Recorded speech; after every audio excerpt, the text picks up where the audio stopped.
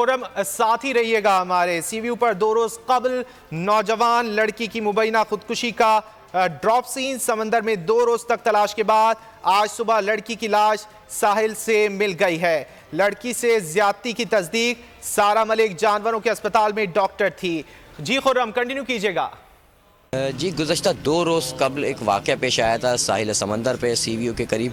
اطلاع موصول ہوئی تھی کہ ایک نوجوان لڑکی نے سمندر میں چھلانگ لگا کے خودکشی کر لی ہے۔ موقع سے بچے لڑکی کے جو ہے وہ پرس سے شناختی کارڈ اور دیگر چیزیں ملی تھی جس سے اس کی شناخت ممکن ہو سکی تھی۔ اس وقت جنا اسپتال لڑکی کی لاش کو منتقل کر دیا گیا ہے، پوسٹ مارٹم کیا جا رہا ہے۔ بچی کے ورثہ بھی یہاں موجود ہیں، ہم ان سے مزید تفصیل جانتے ہیں کہ یہ کیا واقعہ ہوا تھا۔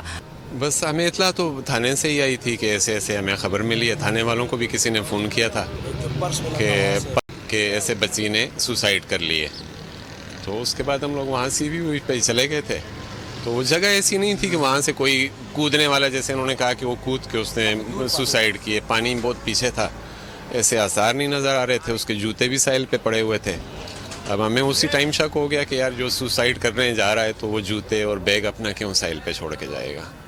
لیکن یہ سارا چیز انہوں نے اس طرح سے پلاننگ کے ساتھ کیا ہے کہ جیسے لگے کہ سوسائڈ ہوئی ہے۔ جی اہل خانہ کا کہنا یہ ہے کہ یہ خودکشی کا واقعہ نہیں ہے، قتل کا واقعہ ہے۔ کچھ ایسے شواہد ان کے سامنے آئے جس سے ان کو شبہ ظاہر ہو رہا ہے کہ لڑکی کو جو ہے وہ قتل کیا گیا ہے۔ اگر آپ کو یہ ویڈیو پسند آئے تو لائک پر کلک کریں۔